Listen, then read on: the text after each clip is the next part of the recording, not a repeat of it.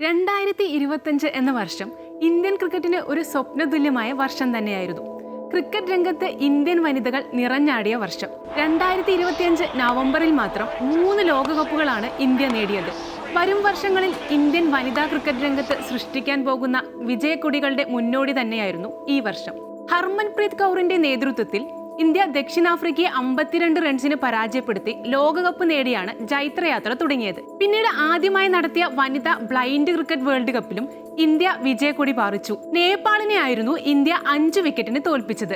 തുടർന്ന് ഇന്ത്യൻ ക്രിക്കറ്റിന്റെ ഭാവിയും സുരക്ഷിതമായ കരങ്ങളിലാണെന്ന് അടിവരയിട്ട് പറഞ്ഞുകൊണ്ട് അണ്ടർ-19 വേൾഡ് കപ്പും ദക്ഷിണാഫ്രിക്കയെ തോൽപ്പിച്ച് ഇന്ത്യൻ വനിതകൾ സ്വന്തമാക്കി. വേൾഡ് കപ്പ് വിജയത്തിന് പിന്നാലെ പ്രധാന ട്രോഫികൾക്ക് പുരുഷ ടീമിന് നൽകുന്ന അതേ സമ്മാനത്തുക വനിതകൾക്കും നൽകണം എന്ന BCCIയുടെ തീരുമാനവും ഈ വർഷത്തെ മികച്ച ഒരു അംഗീകാരമായിരുന്നു. വ്യക്തിപരമായും വനിതകൾക്ക് വലിയ നേട്ടം കൈവരിച്ച വർഷം കൂടിയായിരുന്നു 2025. വേൾഡ് കപ്പ് സെമി ഫൈനൽ മത്സരത്തിൽ കരിയറിലെ 127 റൺസ് നേടിയ ജമീമ റോഡ്രിഗ്സ് ഓസ്ട്രേലിയക്കെതിരായ വിജയത്തിൽ പ്രധാന പങ്കുവഹിച്ചു. ഇന്ത്യൻ വനിതാ ടീമിനെ ആദ്യ ICC കിരീടത്തിലേക്ക് നയിക്കുകയും ഇംഗ്ലണ്ട് പര്യടനത്തിനിടെ നടന്ന T20 മത്സരത്തിൽ സെഞ്ചുറി നേടുകയും ചെയ്ത ആദ്യ വനിതയായിരുന്നു ഹർമൻപ്രീത് കൗർ. 2025 ഏകദിന മത്സരങ്ങളിൽ നിന്നായി 1362 റൺസാണ് മഹാരാഷ്ട്രക്കാരിയായ സ്മൃതി മന്ദാന അടിച്ചുകൂട്ടിയത്.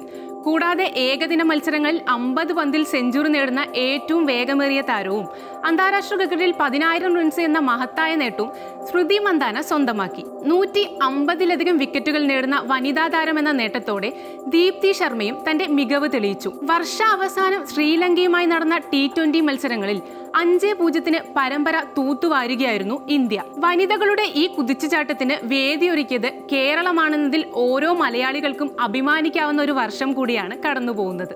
ഇന്ത്യൻ കായിക രംഗത്ത് എന്നും ഓർത്തുവെക്കാൻ കഴിയുന്ന ഒരുപാട് അഭിമാന മുഹൂർത്തങ്ങൾ പിറന്ന, വരാൻ പോകുന്ന നല്ല കാലത്തിന്റെ പ്രതീക്ഷകൾ സമ്മാനിച്ച ഒരു സുവർണ വർഷം തന്നെയായിരുന്നു 2025.